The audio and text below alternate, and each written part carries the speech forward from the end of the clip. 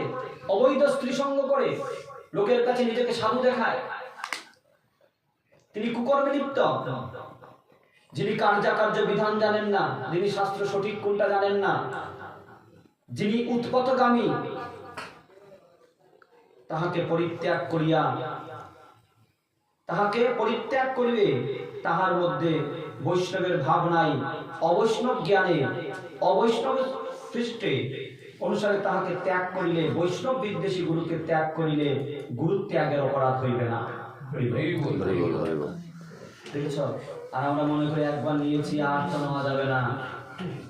এই সমস্ত শাস্ত্রাদেশ অনুসারে শাস্ত্রীয় লক্ষণ শূন্য গুরুকে ত্যাগ করিলে, শাস্ত্রীয় লক্ষণ শূন্য, শাস্ত্রে যেগুলো লক্ষণ গুরুকে থাকার কথা, সেই গুণগুলো যদি তার মধ্যে না থাকে, তবে সে গুরুকে ত্যাগ করিলে গুরু ত্যাগজনিত অপরাধ হইবে না। কারণ দীক্ষা দেওয়ার জন্য শাস্ত্রবিধিগত যোগ্যতা যাহার নাই, দীক্ষা দেওয়ার জন্য যে যোগ্যতা থাকা উচিত সেগুলো যাহার নাই, তিনি কেবল কানে মন্ত্র উচ্চারণ করিলেই প্রকৃত প্রস্তাবে গুরু পদবাচ্য হইতে পারেন না। গুণ না থাকলে শুধু দিলেই হবে না যে যত দেব তত অর্থ, যত দেব তত অর্থ, তাতে তুমি অর্থই পাবে, আর যারা তোমার কাছে থেকে নিচ্ছে তাদের আর ভজন হবে না। কেন হবে না? কারণ যখন গুরু শিষ্যকে দীক্ষা প্রদান করবে, তখন দীক্ষাকালে শ্রী গুরুদেবের ভিতর দিয়া যে ভগবৎ শক্তি শিষ্যকে কৃতার্থ করে, তাহাই গুরুকে গুরুত্ব দান করিয়া থাকে। দেখেছ? গুরুর ভিতর দিয়ে শিষ্যের মধ্যে সেই শক্তি সঞ্চারিত হবে, কিন্তু গুরু যদি এবার সেই ঈশ্বর চিন্তিত না থাকেন, গুরুর চিত্তে শাস্ত্রীয় লক্ষণের অনুকূল নহে, তাহার ভিতর দিয়া এই ভগবৎ শক্তি ক্রিয়া করিতে পারে না। তখন আর এই ভগবৎ শক্তি ক্রিয়া করবে না। তাই সকর্মে গুরুদেব কর্তৃক ইষ্টমন্ত্র দ্বারের নাম দীক্ষা। দুটি কান থাকবে, এক গুরুর কান আর এক শিষ্যের কান, তৃতীয় ব্যক্তি থাকলে হবে না। আজ আমরা মাইকেও দীক্ষা নিই, হচ্ছে না? মাইকেও দীক্ষা নিচ্ছি, জয়নিতাই। তাই এখানে বলছেন কেবল ইষ্ট মন্ত্রটি অবগত হওয়ার জন্য দীক্ষা গ্রহণের আবশ্যকতা নহে। আবশ্যকতা নয় তুমি যে মন্ত্রটা নেবে, মন্ত্র নিতে হবে, তার জন্য আবশ্যকতা নয়। কারণ এই মন্ত্র অনেক গ্রন্থাদিতেও পাওয়া যায়। মন্ত্রটা গ্রন্থে আছে না, পাওয়া যায়। কারণ দীক্ষাকালে গুরু শিষ্যের মধ্যে শক্তি সঞ্চার করে, তাই গুরুর প্রয়োজন হয়, তাই সেটি গুরুর প্রয়োজন হয়। যেমন বট গাছ আছে না, বট গাছ তুমি রোপণ করলে সেটি হবে না। বট গাছের বীজ পাখি খাবে, পাখি খেয়ে সেটি দৃষ্টান্তে বেরোবে, এবং তখনই সেই গাছ বিরাট আকার ধারণ করবে। এবং এমন ক্ষমতা সেই পাখির বিষ্ঠার মধ্যে, ছাদের মধ্যে যেখানে মাটি নাই সেখানেও বট গাছ হয়ে যাবে। হয়তো হয় না? তদ্রূপভাবে সেই ভগবানের কৃপা সেই গুরুদেবের ভিতর দিয়েই প্রবেশ হবে। যেমন বটবৃক্ষের বীজ পাখি খেয়ে তার বিষ্ঠারূপে তখন বৃক্ষ হবে, তদ্রূপভাবে সেই ইষ্টমন্ত্র শুদ্ধ গুরুদেবের ভিতর দিয়েই ভক্তের মধ্যে প্রবেশ করবে। এবার বলছেন গুরু সেবন। এবার গুরু পদাশ্রয় দীক্ষা বোঝা গেল, কোন গুরুর থেকে দীক্ষা নেব। তৃতীয়ত কি? গুরু সেবন। এবার গুরু সেবা করতে হলে গুরুকে কিভাবে সেবা করবো? জয় নিতাই। আমরা তো গুরুদেবকে সেবা করবো, গুরুদেবকে কিভাবে সেবা করব? বলছেন গুরুদেবের পরিচর্যার দ্বারা তাহার প্রীতিবিধান। পরিচর্যা করব কিভাবে গুরুদেব সুখ পাবে। তাই গুরু সেবা দুই রকমের। গুরুদেব সাক্ষাতে উপস্থিত থাকিলে চরণে পুষ্পচন্দনাদি দ্বারা তাহার পূজা অত্যন্ত প্রীতির সহিত যথাসাধ্য তাহার সর্ববিধ পরিচর্যা। গুরুদেব সাক্ষাৎ থাকেন তবে চন্দন পুষ্পর দ্বারা গুরুর চরণে অর্পণ করব, ইত্যাদি ইত্যাদি তাকে পূজা করব। আর যদি তিনি সাক্ষাৎ না থাকেন তবে তার যে চিত্রপট ফটো, সেই চিত্রপটের মধ্যেও তুমি কিন্তু সাক্ষাৎ গুরুদেব মনে করে তাকে পুষ্পাঞ্জলি দেবে, তাকে পূজা করবে। কিন্তু মনে রাখতে হবে, গুরুদেবকে যখনই তুমি পূজা করবে, শ্রী গুরু চরণে তুলসী কখনোই দেওয়া যাবে না। গুরুদেবের চরণে তুমি তুলসী দিতে পারবে না, কিংবা মহাপ্রসাদ ব্যতীত, জয় নিতাই, মহাপ্রসাদ ব্যতীত অনিবেদিত কোনো দ্রব্য তাহাকে ভোগ দিতে পারিবে না। অনিবেদিত যে কোনো কিছু, খালি অন্ন নয়, যা কিছুই তুমি দেবে সেটি গোবিন্দকে ভোগ দিয়ে প্রসাদ দিতে হবে। এবার খুব মন দিয়ে শোনো, আমরা যখন ঠাকুরকে আরতি করি, সেই পঞ্চপ্রদীপটা যখন ঠাকুর ঘর থেকে বেরিয়ে আয়, তখন আমরা সেটিকে কি করি? সবাই মিলে মাথায় দিই, তাই তো? তাই মনে রাখতে হবে, যে প্রদীপ, পঞ্চপ্রদীপ, ধূপ আদি ইত্যাদি দিয়ে আমাদের মদন গোপালকে আরতি করা হবে, সেই ধূপ আদি যখন গুরুর কাছে যাবে, তখন আরতি কোন কোন জায়গা থেকে করতে হয়? প্রথমে চরণে, তারপর সর্বাঙ্গে। এবার আমরা গোবিন্দকে চরণে, নাভিতে, মুখমণ্ডলে, সর্বাঙ্গে দেখালাম। এবার সেই প্রদীপ দিয়ে কাকে দেখাবো? আবার গুরুদেব। কোথা থেকে আরম্ভ হবে? জয় নিতাই। দেখেছ, তুমি সেই প্রদীপ যদি আবার গুরুদেবের চরণে দিয়ে দাও, এই তোমার ভজন সব শেষ হয়ে গেল। গুরুদেব কাঁদবে, এমন নিকৃষ্ট জীবকে আমি শিষ্য করলাম, যিনি আমাকে গোবিন্দের প্রসাদ আমার চরণে দিয়ে আমাকে নরকে পাঠিয়ে দিচ্ছেন। আমাকে নরকে পাঠিয়ে দিচ্ছেন। যে প্রদীপ, ধূপ আদি দিয়ে গোবিন্দকে আরতি করা হবে, সেটি যখন গুরুদেবকে দেওয়া হবে শুধু মুখমণ্ডলে, শুধু মুখমণ্ডল। বোঝা যাচ্ছে? কারণ আমরাও সেই প্রসাদীটা কি করি? নিজের মাথায় দিচ্ছি না। তদ্রূপ গুরুও কৃষ্ণ ভক্ত। তাই কি বলছেন? গুরু চরণে তুলসী দেবে না, কিংবা মহাপ্রসাদ ব্যতীত অনিবেদিত কোনো দ্রব্য তাহাকে ভোগ দেবে না। গুরুতত্ত্ব জানা না থাকিলে ইহার হেতু সহজেই বোঝা যাইবে যে গুরুদেব তত্ত্বত কৃষ্ণের বা চৈতন্যের দাস। যদ্যপি আমার গুরু চৈতন্যের দাস। কার দাস? গুরু চৈতন্যের দাস। গুরু হচ্ছে কৃষ্ণ দাস। তাই অবশ্য শিষ্য গুরুকে কৃষ্ণ দাস বলিয়া মনে না করিও কৃষ্ণের প্রকাশ বলিয়া মনে করিতে পারে। যদি এটা মনে না করো, তবে গুরুর প্রতি তোমার পূর্ণ শ্রদ্ধা থাকবে না, তাই তোমার প্রীতি আসবে না। কৃষ্ণ তোমার কাছে যেমন প্রিয়, তদ্রূপ ভাবে গুরুও তোমার কাছে তদ্রূপ ভাবে প্রিয়। তাই বলছেন কি? সাক্ষাৎ ধরিত্রেণ সমস্ত শাস্ত্রযুক্ততা ভগবত এব সতবি, কিন্তু প্রভুর যে প্রিয় এবতস্য বন্দে গুরু চরণারবিন্দে।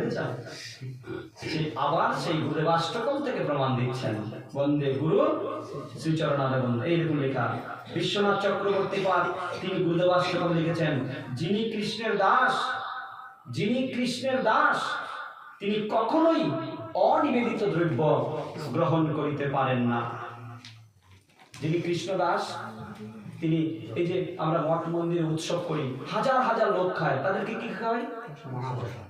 প্রসাদ খাওয়াই। প্রসাদটা কি করে হলো? গোবিন্দকে দেওয়ার পর।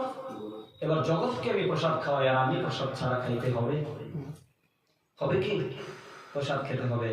তাই আমি আমার গুরুকে যাহাই মনে করি না কেন, গুরু নিজেকে কি মনে করেন, তিনি কিসে খুশি হন, তাহা বিবেচনা করেই তাহার সেবা করিতে হইবে। এবার আমি মনে করলাম গুরু আমার কাছে কৃষ্ণ, তাই আমি কি করছি? একবারে গুরুর মাথায় ময়ূরের পাক আর বাঁশি দিয়ে দিলাম, আর আমাদের কৃষ্ণ নাই, খালি গুরুর কাছে ভোগ দাও। এটি তো তোমার ভাব। তুমি এভাবে দিয়ে খুশি হচ্ছ, পাও। কে খুশি হচ্ছে? এভাবে খুশি, আমি সেবা দিয়ে খুশিটা কি হচ্ছে? শিষ্য। আমি খুশি হচ্ছি, এর লাভটা কার? খুশি আমি হচ্ছি। তাকে ভক্তি বলে না কাম বলে? খুশি কে হচ্ছে? আমি হচ্ছি। সুখ কে পাচ্ছে? আমি পাচ্ছি। আমার গুরু আমার কাছে কৃষ্ণ, তাই আমি আমার গুরুকে ভোগ দেব। আমার কথা টিকলো, তাই আমি সুখ পেলাম। এটি কাম। দেখেছো কত সূক্ষ্ম বিচার। তাই এখানে লিখেছেন, তিনি নিজেকে কৃষ্ণের দাস বলিয়া মনে করেন, কৃষ্ণ প্রসাদ ব্যতীত অন্য কিছু তিনি গ্রহণ করেন না, অনিবেদিত কোনো দ্রব্য তিনি প্রীত হয়েন না। সুতরাং তাহাকে তাহার প্রীতির বস্তু মহাপ্রসাদ না দিয়া, প্রীতির বস্তুটা কি? মহাপ্রসাদ। এবার মহাপ্রসাদ না দিয়া যদি আমার ইচ্ছা মতো অনিবেদিত দ্রব্যর দ্বারা তাহার ভোগ দেই, তাহা হইলে তাহাতে তিনি প্রীত হইবেন না। আমার ইচ্ছা পূরণ হইল, তিনি প্রীত হইলেন না, সুখ পেলেন না। ইচ্ছা কার পূরণ হলো? আমার ইচ্ছা পূর্ণ হইল বলিয়া আমি প্রীত হইতে পারি, আমি সুখী হলাম, আমি প্রীতি লাভ করলাম। ইহাতে তাহার সেবা হইল না, বরং আমার ইচ্ছা পূর্তিবশত আমার নিজের সেবাই হইল। এটা গুরু সেবা হইল না। কার সেবা হলো? নিজের সেবা। মানে আমি সেবা দিয়ে সুখ পেলাম, এটা আমার সেবা হলো। তুলসী দেওয়ার সম্বন্ধে একই বিচার, একই বিচার। বুঝতে পারছি তো গুরু সেবাটা কি? এই গুরু সেবাটা কে কাকে শিক্ষা দিচ্ছেন? চৈতন্য মহাপ্রভু সনাতনকে শিক্ষা দিচ্ছেন। তার নাম সনাতন শিক্ষা। আমাদের অনেক সময় হয়েছে, আগামীকাল আবার পাঠ আছে একাদশী তিথি, আমরা সেখানে আস্বাদন করব। জয় নিতাই। তারপর কি বলছেন? এবার গুরু সেবার পরে স্বধর্ম পৃচ্ছা। তারপর একটা কি? স্বধর্ম পৃচ্ছা। সম্বন্ধ অর্থ সতের ধর্ম। কার ধর্ম করবো? সতের ধর্ম। অর্থাৎ সাধু মহাজন দিগের আচরণীতি ধর্ম। সাধু মহাজনগণ কোন পথ অনুসরণ করে গোবিন্দকে লাভ করেছে, আমাকে সেই সৎ পথ চলতে হবে, সেই পথ অনুসরণ করতে হবে, সেই পথকে অনুকরণ করতে হবে। বলছেন সাধু মার্গানুগমন। সাধু মার্গানুগমন, মার্গ অর্থাৎ পথ। মার্গ মানে পথ। অর্থ পেছনে পেছনে যাওয়া, সাধুদের পিছনে পিছনে যেতে হবে।